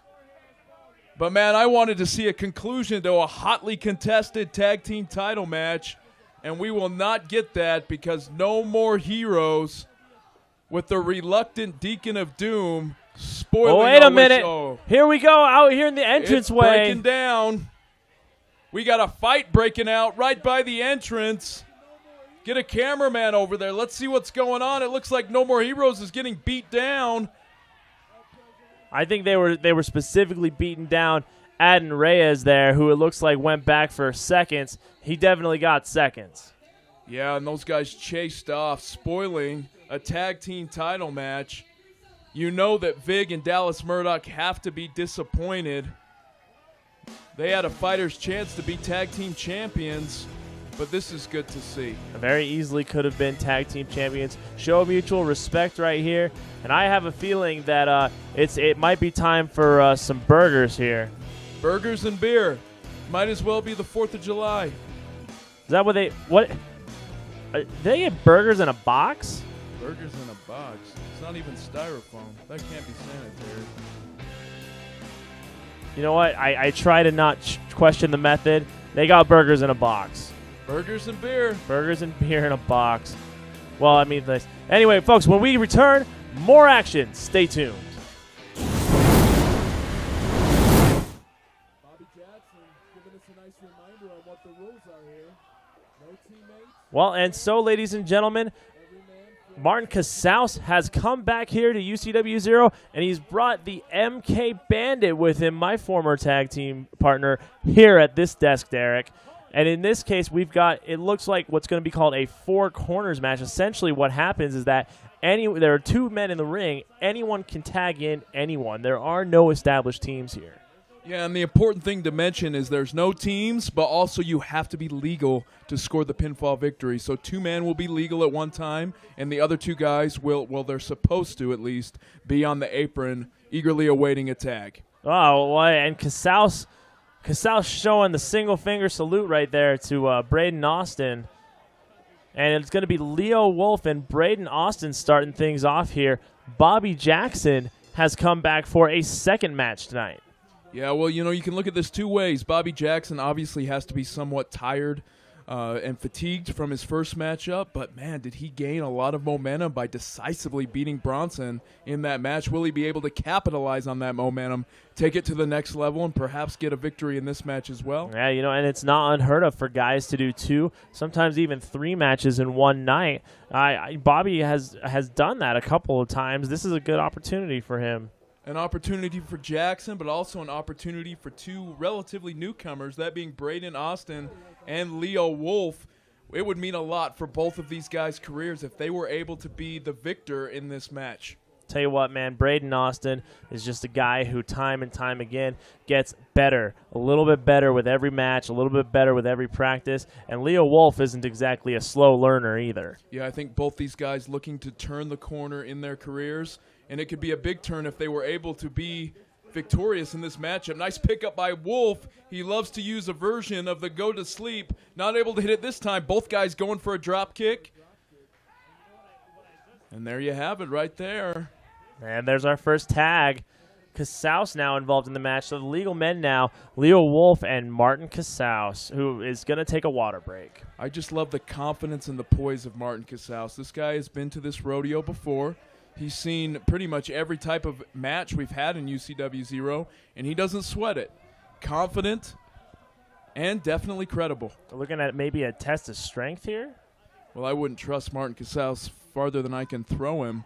And at this juncture, I don't think I could throw him very far. I was about to say, probably not. Even though you are, I will say, one of the more muscular people here, Martin Casaus is kind of a hard guy to throw. Yeah, and if you look at Martin Casaus now, this is a new element of his game, that brawling style that he has incorporated from the rings of Lucha Underground. He likes to take it to the underground by driving fists into the face of his opponent. Leo Wolf, big drop kick, takes Casaus down. Beautiful combination offense there by Leo Wolf. What could he be looking for here? No, Casaus breaks it. Oh, and a big elbow right to the breadbasket. Casaus shoots him off. Ducks the line, elbow miss. Speaking of drop kick, the best in UCW 0. Tell you what, man, Casaus probably gets more elevation than anyone else on this roster. Well, he has all the tools. Athleticism, he's KG veteran, he's got the technique, and he's also got the confidence. Everything you need to be a main event player in UCW 0, to be a main event player across the globe. And you know what? I mean, Derek, I got to ask you, as a guy who has been involved with this company, it's weird to think that UCW 0 is going to be going on 15 years. You've been one of those guys who's been there from the beginning. I got to ask, is Casaus one of, if not the best performer to ever step into that ring? Well, I would say without a doubt. I mean, when you look at the top of UCW 0, the top of the food chain, for 14 of those 15 years, you're talking about Martin Casaus. And Martin Casaus is really the only guy in UCW 0 who has used UCW 0 as a platform to go on to bigger and better things. Definitely not living up to that expectation we just hyped him up to as he crawled his way out of the ring there. Well, I think it's tactics. You know, I mean, Martin Casaus, he knows his way around that ring. And if it's more beneficial to him to tag in Braden Austin and have Braden Austin get beat up by Bobby Jackson, he'll do it. Speaking of Bobby Jackson and Braden Austin now, the two legal men here. And, well, you know what? Jackson's going to do a little dance and chop you out. Nice move there by Jackson. Maintains wrist control. He's got Braden Austin right now. Austin scoots under, and a big forearm right to the ear of Bobby Jackson. Braden Austin flips him over, very deliberate. Oh, and drives the leg into that bicep region. Looking for a short arm scissors right here. Jackson back rolls, good technique, and snares a front face lock. Yeah, you know what? I mean, when it comes to chain wrestling, I don't really like the guy very much, but Bobby Jackson's one of the best in UCW 0. And I'll also, sorry, go ahead. Josh. There's not much you can get past him. And I'll also say this about Bobby Jackson. I mean, this is smart. He's already had a match. Slow it down, maintain control, use your advantages. What a maneuver there. Braden Austin kicked him right in the chest. Great counter maneuver there by Austin. And now Martin Casaus wants to get in the match. I say you might not agree with it, but the guy is incredibly smart. No, definitely a smart guy. I mean, a lot of people out there already know Casaus' history. At one point was a stockbroker, graduated college with a 4.0 GPA. There's no doubt in my mind that Casaus is smart. What I really want to know is what is he doing with a guy like the MK Bandit? If he's the most successful superstar to ever walk into our ring, why does he need him here? Why is he here? Well, Casaus wants what the MK Bandit has, and that's an ample amount of money. To spend on Ed Hardy Blazers? Well, I wouldn't spend my money on Ed Hardy Blazers, but Casaus probably has plenty of financial needs, and MK Bandit is able to fulfill those needs. Well, and you know what? That's the way that this match works, folks. Just what you saw right there is that no tag team partners are actually defined, but if you're the illegal man, you can still take advantage of the situation. And we said no tag team partners are defined, but right now, Martin Casaus and Braden Austin somewhat working together to neutralize Bobby Jackson. And you know what? That's nature, man. That's just how these matches turn out to work. I mean, even in, big matches like the Rocky Mountain Rumble, you end up teaming with someone you never thought you'd team before. There are random bedfellow matches where things like that happen all the time. It's just sometimes you have to work that way. Yeah, and if I could give some advice to Braden Austin right now, is he's being used by Martin Casaus. Martin Casaus is using him as a pawn right now. Braden Austin, obviously not a lot of experience, does not realize this. It will obviously come into fruition because that's how Casaus works. But maybe Braden Austin will be able to outsmart the KG veteran, that being Casaus, and maybe he will be victorious in this match. Not looking too good for him right now. Well, and of course, Casaus, I'm pretty sure, doesn't want to be involved in this match if he absolutely has to. One of the things is that he's complained about not having competition, which is why on March 4th in the 15th anniversary show, he's going to be involved in that 6-man tag against Rey Mysterio. Yeah, and you can see Casaus there. Braden Austin delivers the big move. Casaus picks the bones, but right now he's being distracted by Noah. This is a huge mistake by Casaus. Leo Wolf, hungry like a wolf, waiting at that corner, ready to get the tag. He's been waiting at that corner for quite some time. He's poised. He's ready. Well, you know what? And I mean, why would you beat up two guys if you can only beat up one, Yeah, good point there. Casaus right now is beating up Bobby Jackson. That's what Casaus. Oh man. Well, and a cheap spit to the face right there by Casaus. all a mind game strategy on his part. Yeah, and look at that. Leo Wolf suckered into the ring while we have a 2-on-1 beatdown happening in the other side of the ring. Noah completely oblivious to what's going on. Oop, stay away from crack, kids. Getting a little cheeky. Martin Casals using the referee, using Noah to gain the advantage. Talking trash, bullying the ref. Can't put your hands on the referee like that, Martin. That's what he does. Look at, he's bullying Noah, much to the dismay of the fans here. Noah fights back. Great maneuver there, and Noah was almost a contributing factor in Martin Casals getting beat. But he comes back with a clothesline, and look at that look by Casals. Yeah, Noah is lucky that match didn't end right there, because I'll tell you what, if it did, Noah would have gotten his butt kicked by Martin Casals right there. And look at Casals, neutralizes the leg and the arm, and then drives the head right into the rib cage. Bringing a whole new definition to headbutt, Derek. And puts the pawns back in position. Braden Austin back in the ring. And Bobby is in a bad way right now. He needs to somehow get out of this match. Kick to the back. Oh, and takes a slap to the face. Jackson has had enough of Casals' crap. Holy cow.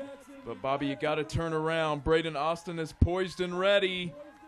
Austin turns him around forcefully.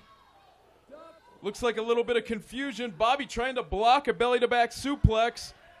Tucks that leg behind. Smart maneuver there by Jackson. Braden, though, oh, nice move. Fireman's carry. And Austin turns him, going to turn him into a one-legged Boston Crab. Man, Bobby Jackson has been in the center of the ring for the great majority of this match. Oh, look at this now. It's a 2-on-1 situation right here. I don't know how you're going to be able to get out of this one, Jackson. I don't know if I've ever seen a double man, single leg Boston Crab. Because that's what we're seeing right now. Jackson on the verge of tapping out. If he taps out, who would be the winner here, Josh? Wait a minute, Leo Wolf! Oh, flipping, almost like a double bulldog-like maneuver. Wolf is not the legal man, but by this time, who cares? I do. The Wolf will hunt. Big clotheslines to all competitors here. And what a super kick right to the face. Leo Wolf, the dominant man in this match. Samoan drop. Beautiful move to Braden Austin. Casals looks like he's in trouble, but Leo Wolf is not legal. I'd like to repeat that. Wolf is not legal. Wolf shoots him off. Nice counter by Casals. Ooh, who pulled the foot there? Oh, it was the MK Bandit. You asked why Casals would partner with him. There's your answer right there. Up on the shoulders. Casals loves to use that TKO-like maneuver. That's it. And I would say cover him, but Wolf is not legal. Well, then who's the legal man? Is it still Jackson? I think it's Jason Jackson and Martin Casals. Would that be correct? I mean, to be honest with you, I've lost track at this point. Miss here goes for a belly to back. Bobby flips over, going for that German. Got it. And Bobby, he just gazed at the top rope. He loves to use that top rope elbow drop. Heard the crowd say pin him, but you know what? Jackson's got better ideas. Jackson going up to the top. One of the best elbow drops in the business. There it is, straight to the heart of Braden Austin. Covering him, and Noah hesitating. He's not the man. He's not the legal man. So is he saying that Bobby Jackson's not legal, or that Braden Austin's not legal? What do we have here? Martin Casals says he's legal. And Casals pulls Jackson outside the ring, delivers the right hand, and there you have it. Casals picks the bones, and we have the winner. Wow, man. Great move right there by Casals. I still don't even know, honestly, if Braden Austin was the legal man, but the referee apparently knows a little bit better than we do in that situation. Well, we were confused. The referee looked confused, but someone who was not confused was Martin Casals, the KG veteran, the Lucha Underground star, the man who spent his time in Mexico and Salt Lake, victorious here tonight. Well, and here we go. I mean, this is the end, essentially. This is where the lovers' quarrel is supposed to end. It's the one-on-one opportunity these two have been waiting for. Yes, I mean, I've seen the end of some pretty ugly relationships. There's Brad Pitt and Angelina Jolie. Ugly. But even they didn't square off in the center of a ring like this. Yeah, well, just a courtroom, and even then, that's still ongoing as of at least this taping. But what it comes down to is Zach James has gone through so much of Sierra Rose's, I'm going to say garbage because it feels more appropriate to say. And you know what? I think it's about time James gets a little bit of revenge here tonight. Well, you called her Sierra Rose. Obviously, that is the name she used to be known as. That's right. In a better time, that was when she was the girlfriend, the love interest of Zach James. Obviously, that went down in a burning heap of rubble. I apologize to Miss Arce. You are 100% right, Derek. She would probably slap you. She's known for that. And she'd probably do it for free too. We could ask Zach James. He has been on the worst side of a lot of those slaps delivered by Arce. Absolutely. And you know what? Arce is one of those who is not afraid to throw her hands around. Yeah, and Zach James, I mean, I'm not really into the domestic disputes of this nature, but look at this. Oh, what a maneuver there. He's probably tied her up before, but never in this fashion. Nice maneuver, looking for that springboard drop kick. He loves to use that, and Arce bails. We talked about how well they know each other, both inside and out of the bedroom and the ring, and she had that move well scouted. No, absolutely. I mean, if you think about it, these two know each other much better than most competitors who get in the ring with each other know each other. Yeah, but when you talk about scouting a competitor, it's very difficult to scout Zach James because he's coming up with new stuff literally all the time. And you know what? At one point, Arce was pretty privileged to that information. Now, not so much. Yeah, and look at Zach. Manhandles her, puts Arce on his shoulders. What could he be looking for here? Arce slips out the back door and throws Zach right into the ring. Oh, what a slap across the face. I mentioned it beforehand. There's the proof. Nothing's going to taste right for a week if you're Zach James. But Zach James gets out of the way. Talk about a slap. That one not to the face, though. You know what? I'd say she's used to it, but I don't know. You could ask her. I could. Maybe later on. Oh, my goodness. Oh, jeez. Hey, he paid for him. What? I guess that works. Paid for what? Come on. You do the... Do we have to show you a before and after picture? Of what? A body part that's in between your stomach and your chin? Are you suggesting something? Suggesting? I have eyes and a memory. All right, well, moving on to what's going on in the ring here instead of your perversions, Derek Giannetti. I don't call them perversions. I call them observations. I'm sure you do. I doubt the state would. All right, and moving on now. Arce here on the top taking advantage. Look at this now. James is going to catch her. And up straight into a suplex. Oh, jeez. Beautiful maneuver. Look at that. 4, 5, 6, 7. Great balance, great strength by Zach James, and a nice suplex. Yeah, I tell you what, Arce definitely got some color in her face, that's for sure. Yeah, she looked flush. Yes. Cover there, Zach James, a 2 count. Good job neutralizing both shoulders. Did not neutralize the legs, though. Is it flush or flushed? Is it ED? I think it's ED. Is it? Okay. Yeah. We're from Utah, folks. These things happen. Yes, they do. Oh, pulls her into a wheelbarrow-style move. Could be looking for a German suplex here. Arce counters out with some mean elbows right to the face. Ducks the clothesline. And what a maneuver. Hurricane Rana takes Zach for a flip. He looks disoriented, and she charges him into the corner. Nice move by Gabrielle Arce. Quite the athlete. No matter what you think, she is definitely quite an athlete. Absolutely. One of the most athletic female performers that we've ever had in this business, especially if you look at where she started out to now. Handstand head scissors. Once again, flipping Zach James over. Great leverage maneuver. Obviously, Zach James is going to have the advantage in the power game, but when it comes to the use of leverage, Arce is a master. Oh, man, and big kick to the face right there. Arce on the second rope now. Uh-oh. Maybe goes to the well once too often. Zach picks her up, power bombs her down. Oh, man, I mean, I'll tell you what. I don't know how many X's I've wanted to power bomb in my lifetime. A little jealous that Zach James got that opportunity right there. And wait a minute. Wait, that was going to be a 3 count. Paradise pulls the ref out of the ring. And Zach James, if this man has not already been through enough, his title hopes and dreams have been diminished by these two vixens. And in this case, his ability to get revenge has happened again. Title hopes. There's no title on the line tonight. No, but when he was a champion, Oh, that's why that's he lost right. the Okay. belt. I thought you were inferring that Zach James would become the women's champion tonight. You wouldn't let that happen. Absolutely not. And look at Zach James looking for somewhat of an Indian deathlock.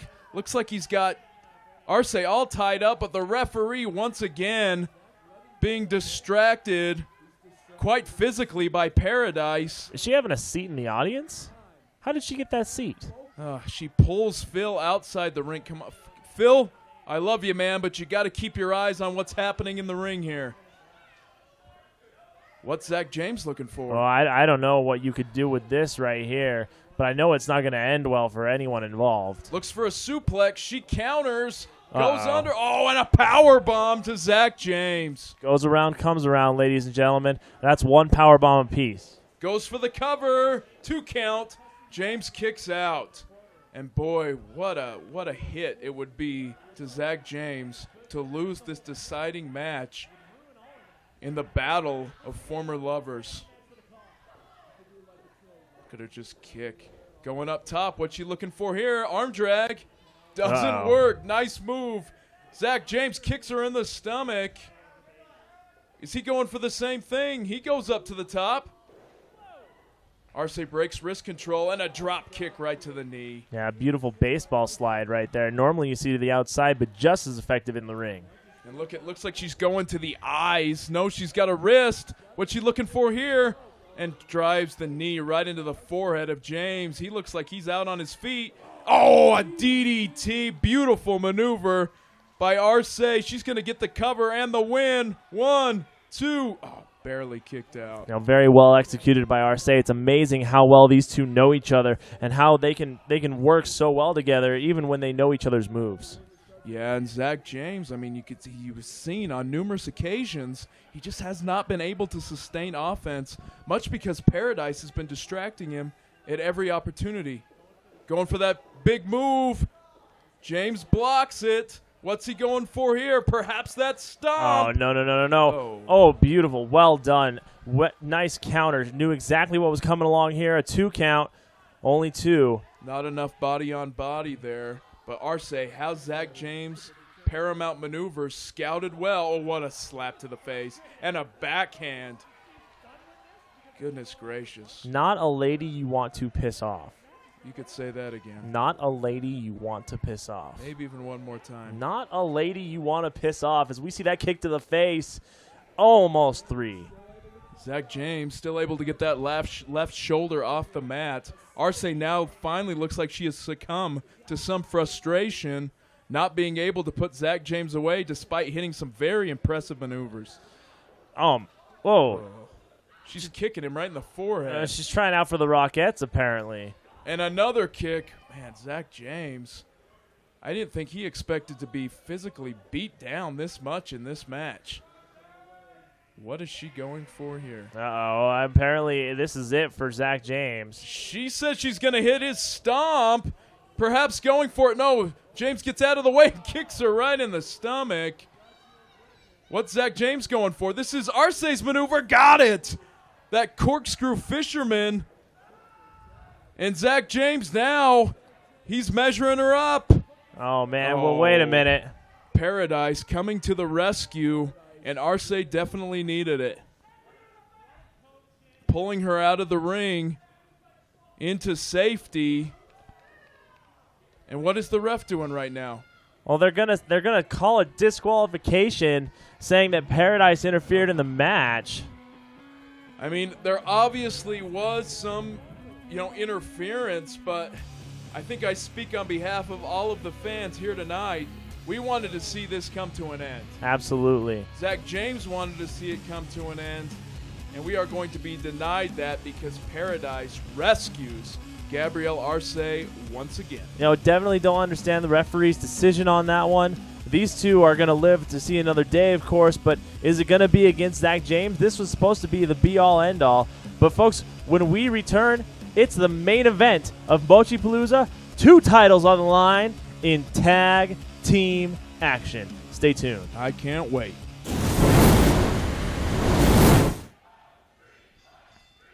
Well, and ladies and gentlemen, of course, it is our main event time. Los Mochi Paco and Junior X, the 801 District, going up against UCW Zero Heavyweight Champion Nick Valentino and Ultra X Champion Dante Acosta, also known as the Hate Crew. Earlier, it was announced that the 801 District would not participate in a Mochiville street fight. Well, I got a bone to pick with you, Josh. I mean, when you made the deal, you said that both the UCW Zero Championship and the Ultra X Championship would be on the line. Right. The one condition was it must be a Mochiville street fight. Well, now you're just putting words into my mouth. I mean, this is going to be a great match no matter what. It could be in a cage. It could be last man standing. It could just be a tag match with both titles on the line. And this is a main event that's going to deliver here. X going for that neck breaker, but instead nobody home. Well, obviously Paco and Junior X get what they want, but Valentino and Dante Acosta, they wanted a street fight. Well, and you know what? It doesn't surprise me that they would want a street fight, especially after what the 801 District did, jumping Dante Acosta. Big move there, going for that discus right hand, misses. And now Chip being volleyed back and forth between Paco and Junior X and thrown over the top rope. That was the worst game of ping pong we've ever seen. Dante going up top. You got to turn around, X. You got to turn around, Paco.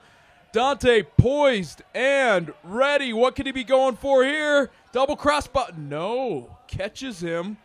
And what are they doing here? 801 District is bringing in a 5-foot-long sub. Oh, my goodness. Over the top. Legs crash into the head of Valentino. Butt crashes to the concrete.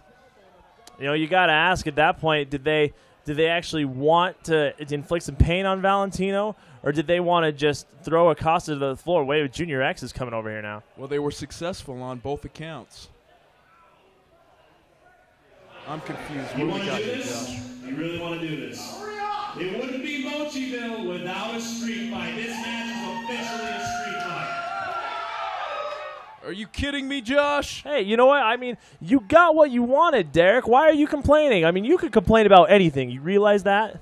As the president, you're supposed to be an unbiased voice. Look, well, that is an unbiased decision. They agreed. Your boys, the Hate Crew, got their street fight. Everybody wins. I don't understand why you're complaining. First of all, they're not my boys. Second of all, I just wanted some fairness. And out of respect for the UCW Zero fans, when you book a match, when you promote a match, you're supposed to deliver that match. I don't know about fairness here, but I mean, you know, the Hate Crew right now looks like they're in a pretty good place. Whatever it may be, right now we do have a street fight, and we do have both championships on the line, both Dante's Ultra X belt and Valentino's heavyweight championship. Super kick. Oh, my goodness. Hucking the chair right into the face of Junior X. That's a concussion right there. I'll tell you what, Derek. I mean, you've taken your shots to the head quite a few times in your career, and steel chairs are just nothing to mess with. Yeah, Junior X looks out on his feet. Well, now he's not on his feet. Laying on the outside of the ring in a heap. Oh, my, talk about concussions. Valentino just got smashed. I think he broke a string. A string. He broke the whole guitar, shattered it into pieces. Well, and you know what? I mean, UCW, we were voted by City Weekly as the best place to watch someone get smacked by a chair, and now a guitar gets involved, clotheslines, street fights. I mean, City Weekly made a really good choice. I'm not going to disagree with you there, Josh. Right now, Dante looks like he could win this match for his team after that clothesline big kick out by Paco. And at least at this part of the match, it looks like both Junior X as well as Nick Valentino have been incapacitated with some brutal shots to the face. And here we go now, Irish whip from one corner to the other. Oh, drop Wow. kick right to the chin of Paco. Great athleticism by Dante. That's why he's the Ultra X champ. Some misdirection there, sends Paco into another corner. Going for another drop kick. Oh, and he got it. Dante looking good at the start of this matchup right here. Ooh, nice counter. Big elbow by Paco. Where's Paco going? Looks like he's gonna change his direction. Oh wow! We talked about football earlier. Now that was a punt. Oh, and a drop kick. It's a good chance Nick's missing teeth after that one. Paco, nice. Puts on the brakes. Flips Dante over, and what a chop. Paco, when you talk about the best competitors here in UCW 0, I mentioned that Martin Casals, one of them. Paco's definitely got to be in that conversation. Who's in your top 5? I would have to say Martin, Paco, myself, Junior X, and Dallas Murdoch. Dallas Murdoch rounding out the top 5. Yeah. Cover here. Sorry, partner. I'll let you do a pinfall there. And it looks like Junior X finally rolling back into the ring. Let's get a shot at Junior X's face. Oh, my goodness. That chair shot badly opened up Junior X. He's got a spider web of blood dripping down his face. Yeah, and you know what? The big common denominator is that it's all going to pool into his eyes, or at least the eye socket area. Definitely not a good look for X right now. Junior X bleeding profusely. Looks like he's barely able to put 2 steps together. Still able to drive his fist into the face of Dante Acosta. What's this? Both guys looking for a tag team maneuver here. Whoa, they got Acosta. Oh, double ace crusher. Wow. What a maneuver. Cover him. We could have 2 new champions right here, right now. Paco rolls his limp body over, but he looks like he's distracted. What is that? Oh my gosh. Goodness. He's got a piece of that shattered guitar. He drove it into the head of Dante and almost got a 3 count. You know, I almost wonder if that hesitation, the bloodthirst by Paco perhaps caused him this match. Look, Valentino back in. Man, look at that man chop. If there is one thing about Valentino, love him or hate him, this man can fight. Well, you know what? And, he fights in his own way. He fights dirty. There's no doubt about it. But Los Mochi Paco is definitely fighting dirty as well. Well, he's just driving his fist right into the forehand, trying to open up that wound that Valentino suffered after that guitar shot. And what's Paco doing now? Paco gosh! He's biting him. Barbaric. I don't think I have ever seen that from Paco. Blood on his lips. That's gross. What the hell is wrong with that guy? This is a different version of Paco than we've ever seen. And a big punch. Valentino, man, he has not been able to recover since that guitar shot. And it could be getting worse before it gets better. Now choking him with that chair right into the throat. This is just barbaric. We haven't seen this type of brutality since the Cage show. Yeah, well, and it was that prison riot match where Los Mochi Paco got those tacks kicked down his throat. Well, usually when you see a match with that magnitude of violence, it signals the end of a feud. But these guys, the hate is still in their hearts, and their vendetta lives on. Los Mochi Paco just went, I would call it head, but I'm going to call it mask through a chair. Oh, my goodness. And now Paco incapacitated. Junior X reversal. What a clothesline by Valentino.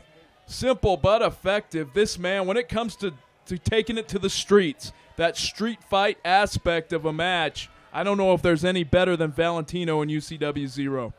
No, I mean, and maybe Los Mochi Paco. The match is, of course, a Mochiville street fight, but I would agree with you. Valentino definitely a master of weapons. And right now, Paco being held upside down, completely neutralized in this match.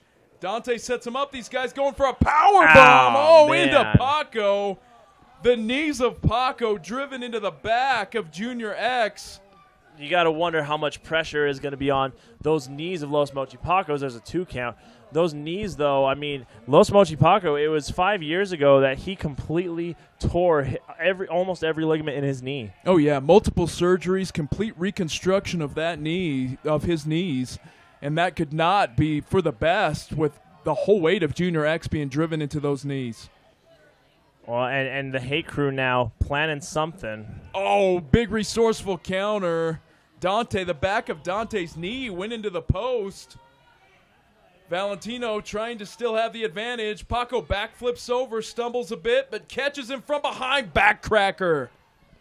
God, still watching those knees of Los Mochi Paco just makes my knee hurt. Love him or hate him, you got to respect his resourcefulness, and that was a very resourceful counter. Nick Valentino almost got pinned, and in the process almost lost 2 championships for both him and his partner. I mean, sometimes it's easy to forget, given the brutality of this match, just what is on the line. Dante's Ultra X Championship and Valentino's Heavyweight Championship. Yeah, but Derek, I mean, at what point does it become worth it here? I mean, these guys are shortening their lives and their careers, and for what, really? I understand a championship is on the line, but at some point, enough is enough. Well, as a former competitor in the heart of competition, the only thing that is on your mind is not your physical well-being. It is your belt. And right now we're seeing those 4 guys in the ring fighting for it all, fighting for those championships. Well, and Junior X, oh my gosh. I mean, Junior X literally for like the last 10 minutes in this match has been hovering around and trying to regain his composure after taking that chair shot. And what could this possibly be? No respect from Los Mochi Paco. And they are setting up something. Could he be going for? I don't know if he'll make it. Our ring is 20 feet. Oh, my gosh. My goodness. Springboard, coast-to-coast drop kick. Both feet driven into the garbage can, driven to the face of Dante Acosta. And he is hanging lifeless from the corner. New levels of brutality here at Mochi Palooza 2017. High risk, high reward. I mean, X maybe got a little bit of damage from it, but I think it's going to be worth it in the long run.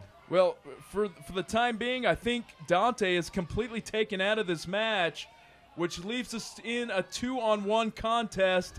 Valentino will be fighting for his life against the 801 District. And Valentino taken into the pole. Oh, my goodness. Look at Dante. I mean, he's. I would not be surprised if he is completely unconscious hanging from that corner. Well, and they're gonna remove the shirt from Nick Valentino. It's about time too. What is in Paco's hand? He's got something. Is that what I think it is? Josh, did you hand Paco handcuffs? What? Well, he's got a cell phone in his hand. He's taking photos. Is that what the kids call a selfie? Probably. On Chapsnat? Yeah, something like that. And Valentino, yes, those are handcuffs. He does have handcuffs. I'm going to go out on a limb here, but I think Valentino probably has been handcuffed before. We don't have to bring that up. Valentino being handcuffed to the ring post. They got kendo sticks. Man. And back to Singapore in the early 90s. This guy is going to get a whooping. Well, Los Mochi Paco is moving fans. Safety first. And, man, Valentino's safety in jeopardy right now. Oh, my goodness. I can't watch. I don't have to. I can hear it. Oh, my gosh. Derek, they're almost as dangerous as your chops. Valentino, look at his body. I mean, the welts, the bruises already readily apparent on the back of Valentino. Oh, my goodness. The pain Valentino must be feeling. I mean, he's almost resigned in mercy right now. I mean, obviously, he's completely helpless. The thing I want to know, though, wait a minute. Oh, what do we got? Wait, and that's Acosta now. Acosta's up on the top rope. 801 is distracted. Turn around, boys. Oh, Dante off the top. Flip dive. Takes out both guys. Gotta wonder, though, I mean, really, how smart was it of the 801 District to handcuff Valentino to the pole? At one point, you have a guy who essentially is no longer a factor in this match, but at the same time, you also lose a guy that you could be pinning and winning championship gold over. A good point that I didn't think about. Right now, though, we got all 4 competitors incapacitate. What do we got here? Wait a minute, that's Casaus. In the shadows. What is Casaus doing with Dante Acosta? Oh, my gosh. In the shadows, it looks like Martin Casaus. What is he doing here? What is his association with the 801 District? Wait a minute. What do we got here? Is that Cassidy? That's Cassidy. Cassidy just grabbed your keys. What keys? What keys? The one that were just in front of you. I didn't see. Those are my car keys. Your car keys unlock handcuffs? So Cassidy's unlocking these handcuffs. With your keys, which makes them your handcuffs. Valentino's back in the match now. And Valentino back in this match. Someone's got to throw. Dante's got to. Well, Dante's been incapacitated. Cassidy now by the side of Valentino, longtime friends. Oh, he just Wait a kicked him in minute. the stomach. What is this? Cassidy just powerbombed Valentino on the chip. What is going on, Josh? Explain this to me. I don't know anything about this. What is Cassidy doing? A longtime friend, both in front and behind the camera. And I think it's needless to say that Wow. Valentino pins. Wow. New champions just like that. New champions.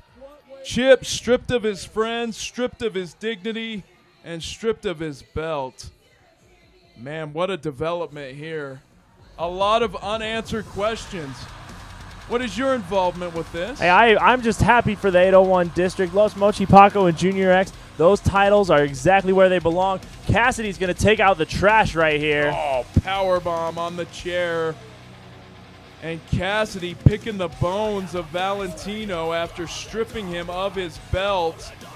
We have two new champions. We have the return of Cassidy. We have mysterious involvement of MK and Martin. And we got a hot start to 2017. Well, and I'll tell you what, man. I don't know who's going to be safe in this one, especially with the 801 district and the return of Cassidy. Absolutely no one is going to be safe from these guys. Absolutely incredible finish to Mochiville Palooza 2017. What a street fight. What's next? Love hurts.